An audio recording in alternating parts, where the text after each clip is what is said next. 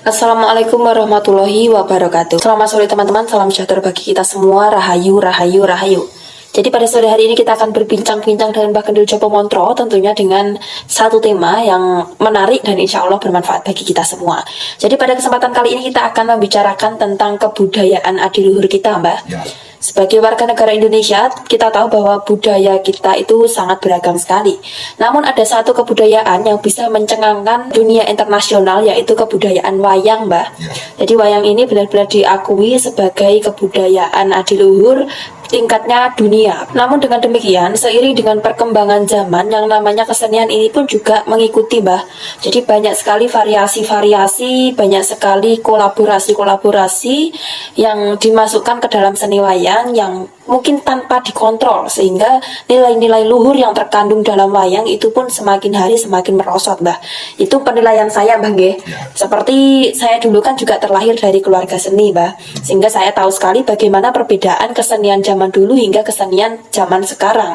Hal-hal dalam seni seperti gerakan-gerakan yang erotis, kemudian banyolan atau kata-kata guyonan yang menjerumus ke hal-hal yang sebenarnya sangat tabu sekali untuk dibicarakan.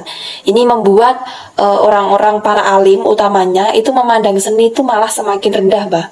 Karena nilai-nilai yang terkandung itu mulai merosot. Beda sama zaman panjenengan ketika masih kecil, mungkin yang namanya kesenian wayang itu benar-benar diagungkan, bahkan para alim pun juga mengakui dan mengidolakan. Ini bagaimana tanggapan jenengan terkait dengan perkembangan seni yang membuat nilai-nilai luhurnya semakin merosot, Mbak? Kalau kita lihat dari adanya wayang yang diciptakan daripada nenek moyang kita, yang pertama dari kisah-kisah Mahabharata dan Ramayana lewat dongeng-dongeng, kemudian dijadikan wayang beber, kemudian dirombak lagi oleh para wali menjadi wayang kulit, sehingga proses untuk menciptakan wayang kulit itu tidak mudah yang dibayangkan, bahwa nenek moyang kita sengaja menyelipkan beberapa ilmu kaweruh, kemudian menyelipkan tentang kepangeranan, agar akhirnya juga menyelipkan tentang keberagaman, tentang keagamaan, sehingga di dalam pagelaran wayang kulit itu 80% yang mengintikan bahwa pagelaran itu merupakan pitutur yang luhur. Hingga memang pada dasarnya alur ceritanya kita menyimak dengan alur cerita bangsa Hindi atau bangsa India yang mengisahkan Ramayana dan Mahabharata. Di tengah-tengah itu pun di dalam pagelaran wayang kulit atau kisah-kisah wayang kulit itu diutamakan daripada nenek moyang kita, ditambah dengan menu-menu ragam-ragam, yaitu aset-aset dari nenek moyang kita seperti ilmu dan beberapa macam tentang ragam-ragam sesuai adat istiadat yang ada di Pulau Jawa, utamanya dibeberkan di sebuah pagelaran.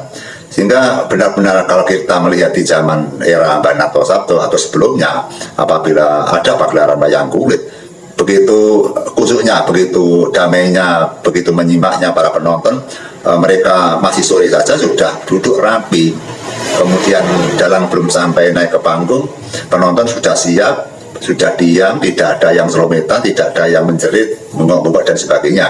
Seketika dalang masuk ke pagelaran atau ke panggung, itu penonton benar-benar matanya langsung berfokus kepada dalangnya. Jadi dalang merupakan sentral-sentral yang dipercaya pada era itu. Seketika dalang mulai mengambil gunungan, penonton benar-benar menyimak dan bisa merasakan. Sehingga dalang menceritakan kisah-kisah pewayangan dengan cerita-cerita tertentu. Sehingga apabila si penonton itu pulang, mereka membawa bekal-bekal apa yang diceritakan dalang itu, hingga si penonton itu hafal. Misalnya tadi malam ceritanya misalkan lahirnya Wisanggeni, atau kisahnya Mahabharata, atau mungkin ada kisahnya Wahyu Makutoromo dan sebagainya. Itu penonton tahu, dan penonton setelah di rumah dia merenungkan, dan mereka apabila bertemu dengan teman-temannya yang tadi malam menonton itu, mereka seminar atau mereka berdiskusi bagaimana tentang cerita-cerita dan dalang tadi malam. Kalau dalangnya baik, otomatis mereka tidak bisa melupakan apa yang dibawakan oleh seorang aktor dalang. Sehingga nonton wayang pulang pun masih diceritakan kepada anak saudara, diceritakan kepada teman-temannya. Sabetannya bagus, lurunya bagus, cerita begini, lucunya di sini. Sehingga banyolan-banyolan untuk sebagai penghibur itu tidak mengambil orang lain, cukup dibawa oleh aliran-aliran atau oleh alur-alur dalang sendiri. Hingga hanya sebagai dalang saja bisa membuat para penonton bisa tertawa, terpingkal-pingkal. Apabila kisah itu kisah yang syahdu, kisah yang melas-melas, maka si penonton juga banyak yang menangis. Misalkan cerita Wiroto Parawo, misalkan Pandhawa Ditundung, itu penonton benar-benar menangis. Menangis betul, banyak yang menangis sekali. Saya menyaksikan sekali di era saya masih kecil, apabila misalkan ada kisah Petruk itu saja dihajar oleh para Kurawa atau dan sebagainya, atau mungkin Petruk disia-siakan atau dihajar oleh para satria Pandawa. Petruk yang sebagai sosok orang kampung atau orang pedesaan, rakyat atau kita selalu membela Petruk. Akhirnya Petruk dihajar atau Petruk disia-siakan, otomatis kita juga menangis. Karena kesimpulannya kisah yang dibawakan dalam, penonton itu bisa merasakan apabila tokoh-tokoh kita itu dikalahkan, kita kadang-kadang juga marah kepada dalangnya.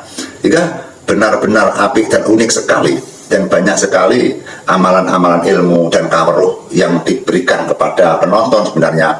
Misalkan adegan begawan macam kepada siswanya, macam dengan ilmu-ilmu kepangeranan, ilmu ketuhanan, sehingga di situ ada cangkriman bantan tentang ilmu di antara begawan dengan begawan, pendeta dengan pendeta, satria dengan satria, raja dengan raja, berbantah dengan ilmu, sehingga ilmu itu bisa dibawa pulang untuk dipelajari para penonton. Sehingga penonton akhirnya bisa menyimpulkan bahwa di dalam kisah pewayangan itu ada dua poin, yaitu benar dan salah, kesatriaan dan keamurkan. Sehingga disitulah yang kita bawa sebagai pelajaran kita, bahwa barang siapa yang berbuat jahat maka mereka akan menerima kesengsaraan. Barang siapa yang mereka menang duluan dan akhirnya yang kalah akan menang yang berakhir. Artinya bisa disimpulkan apabila barang siapa yang sengsara dulu maka mereka belakangnya akan hidup yang mulia. Banyak sekali kesimpulan sebenarnya di pewayangan. Tapi kalau kita melihat pewayangan di era dari saya saja sudah mulai merosot. Apalagi di era-era sekarang banyaknya para dalang yang berkolaborasi dengan sinden yang kebablasan.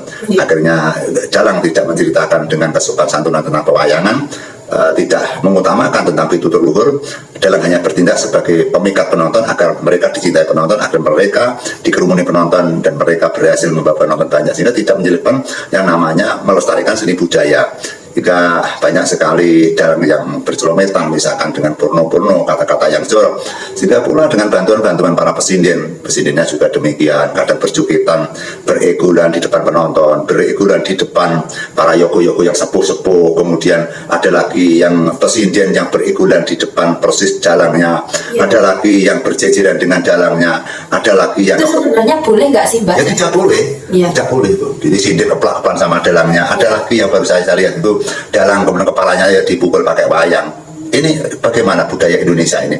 Kadang kita melihat itu Pak Dodo karena pemerintah atau Menteri Kebudayaan sama sekali benar-benar tidak mengurusi tentang yaitu peninggalan nenek moyang kita. Hingga kalau kita seorang seniman, kita sebagai orang-orang yang Jawa, kalau tidak melindungi tentang kesenian kita, tidak menghargai dengan kesenian kita, tidak mengayomi dengan kesenian kita biarkan saja, maka lama-lama saya yakin 100% wayang ini semakin lama tidak ada penggemarnya, Mbak. Iya, Mbak. Karena apa? Karena penyajian para dalang, penyajian para aktor-aktor sebagai budayawan tentang pewayangan, mereka menyajikan dengan tidak melestarikan seni budaya. Mereka tidak melestarikan tentang apa yang disajikan oleh nenek moyang kita.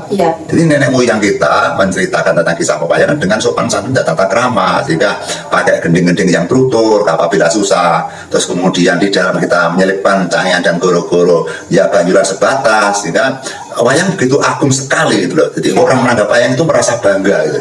Nah, sekarang bagi saya tidak, wayang ditanggap orang hanya sebagai hiburan untuk mengumpulkan penonton saja. Kita tidak bangga. Nah, ini kalau dibiarkan makin lama makin dibiarkan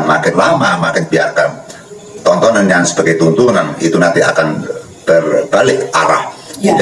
Seni wayang kulit atau pagelaran wayang kulit menjadikan tontonan yang sangat rendah sekali. Padahal kita tahu bahwa Pak Mantap Sudarsono, Pak Anom Suroto, Sino Nugro dan sebagainya, wayang betul-betul diagungkan sebagai andalan kesenian budaya untuk orang Jawa khususnya. Ya, Pak Mantap berjuang hingga ke mancanegara. Pak Mantap pernah yaitu pentas di Amerika, Jepang, Belanda dan sebagainya, memamerkan dengan keahliannya, memamerkan dengan seni budaya Jawa, sampai diakui oleh WHO bahwa wayang sebagai tontonan atau hiburan atau kebudayaan Indonesia yang nomor satu. Artinya pagelaran yang paling baik adalah pagelaran wayang, karena di dalam pewayangan itu sudah lengkap seni suara, seni tari, seni cerita, seni drama, semua masuk di dalam pewayangan. Hingga pewayangan sangat lengkap sekali. Kemudian apabila ini dari para sesepuh ini sepuh, para dalang-dalang aktor yang senior tidak dikembalikan kepada masa-masa yang lalu, masa-masa yang akan datang, atau masa-masa saat ini dikembalikan seperti masa dulu, maka wayang ini semakin lama akan rendah sekali dan direndahkan. Karena kita harus tahu bahwa wayang ini disemak oleh beberapa kalangan. Jika kita pentas, kemudian kita streaming di dunia maya, otomatis yang menyemak berbagai kalangan. Ya kalau yang menyemak adalah orang-orang awam, orang-orang kampung, atau anak-anak biasa, itu tidak masalah. Tapi kalau wayang kulit ini disajikan oleh para penonton, yang menonton adalah para alim ulama, para kiai, haji, ustadz, para habib, terus para orang-orang yang benar-benar mereka mengerti tentang agama, kita akan malu sekali bahwa dilihat dari para alim bahwa wayang itu sekupnya kecil karena tidak mengagungkan tentang kepangeranan, tidak mengagungkan tentang budi luhur, tidak mengagungkan tentang seni-seni yang hati luhur, ya. Sempit dan hanya memacu agar penonton senang, dan larinya kepada penonton kita hanya bisa mentertawakan dengan jalur kita bercelometan dengan yaitu kata-kata jorok, atau kita bergerak beregul-egulan dengan gerakan-gerakan erotis itu. Hingga wayang dikerumuni orang, wayang ditonton orang banyak, tidak harusnya kita untuk memamerkan tubuh kita. Bagi para pesindir tidak harus memamerkan bokongnya, tidak memamerkan dengan kecantikannya. Bisa juga kita memamerkan suara, kita memamerkan keindahan dalam kita melantunkan lagu, kita bisa berbicara yang indah. Banyak sekali cara-cara agar penonton tertarik kepada kita. Jika kita sebagai budayawan, kita sebagai dalang juga, kadang-kadang kita juga malu kepada teman-teman kita yang beragama Islam, malu sekali kepada teman-teman kita yang muslim, teman-teman kita yang alim. Hingga disinilah teman-temanku, semoga wayang ini semakin lama yang sudah seperti ini akan berangsur-angsur terkurang, akan kembali kepada zaman-zaman yang dahulu. Kita kembalikan saja biar anak cucu kita tahu bahwa wayang seperti ini. Kalau wayang sudah mulai kreasi berbagai macam, kemudian gending-gending lama pun sudah tidak kita pakai, kemudian cerita-ceritanya juga demikian, tidak membongkar cerita-cerita yang bagus, cerita yang lama, akhirnya anak cucu kita nggak paham tentang pewayangan. Apabila ada turis dari mancanegara, kita sulit untuk menjawab bagaimana wayang yang sebenarnya yang muncul di era zaman-zaman kuno, apakah seperti zaman sekarang.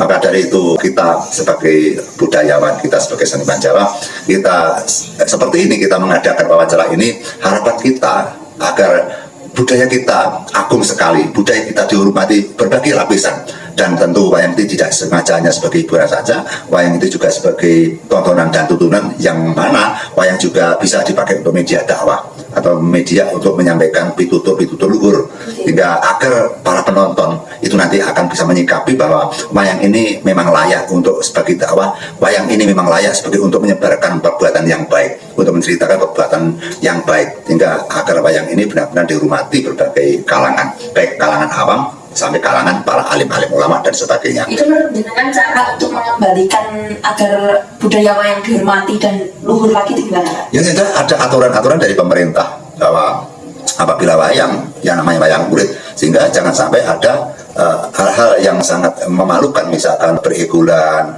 Namanya penonton beregulan tentang mesti senang. Tapi kalau kita melihat bahwa kita itu orang-orang yang beragama, kita pun juga orang yang beragama Islam, kita melihat dakwah-dakwah para kiai haji, melihat dakwahnya para kiai, para gus-gus, para habib, dan para orang yang terkemuka di bidang agama. Terus kemudian setelah kita mendengarkan dakwah-dakwah para sesepuh-sesepuh yang mereka menyebarkan agama di negara Indonesia ini, terus kemudian kita ingat, kita menonton kepada kesenian kita seperti itu, kadang kita juga malu.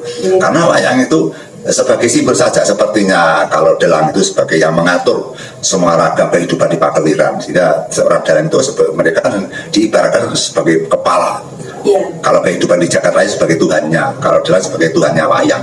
Hingga saru dan janggal apabila Tuhannya wayang sampai meninggalkan tempat berjukitan sama sinden, kemudian menyinggol kepada sinden, terus kemudian duduk bersama sinden. Itu memalukan sekali bagi saya, karena kita ditonton orang, kita yang namanya bukan mukrim, yang namanya bukan saudara, itu tidak diperbolehkan untuk kita terlalu lengket-melengket kepada sinden. Kita jaga kewibawaan kita, bahwa sosok seorang dalang itu tidak sembarangan. Sosok seorang dalang itu seperti mubarik, kita bergerak selalu diintai orang, kita berbicara sama orang, kita berjalan selalu diperhatikan orang, sehingga apabila kita nanti sebagai sosok seorang dalang kita semaunya sendiri, maka nama dalang semakin lama semakin cemar dan tidak ada kehormatan. Sehingga kita harus tahu bahwa seorang dalang itu seperti mubarik, karena menyampaikan ditutur yang luhur. sama saja kita juga membanggakan sayap-sayap agama kita lewat jalur-jalur pewayangan. Kita tahu bahwa banyaknya para dalang juga mengadakan weekend selawat badar, kemudian lagu-lagu Islamiyah yang dimasukkan ke dalam pewayang. Itu niatnya kan mereka juga dakwah Islam. Tapi setelah di dalam kita melantunkan selawat Nabi,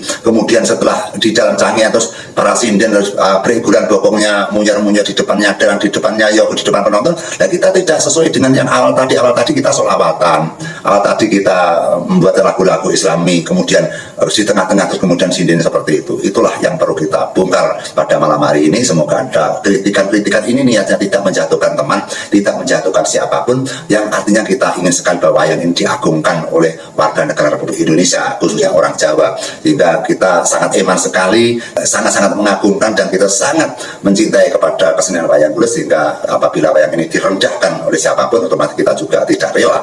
Maka kalau tidak mau direndahkan, mari kita agungkan gitu, kita jaga, jangan sampai ada orang yang merendahkan kepada budaya kita wayang kulit. Karena yang namanya wayang itu disinari oleh penonton, yang menonton di media sosial, yang menonton di dunia maya itu tentu berbagai macam kalangan. Bisa dilihat para alim ulama, bisa dilihat oleh para kiai, para muslimah, kemudian para sesepuh bini sepuh, terus para orang-orang yang paham tentang ilmu berbagai aliran, mereka juga nyimak tentang wayang.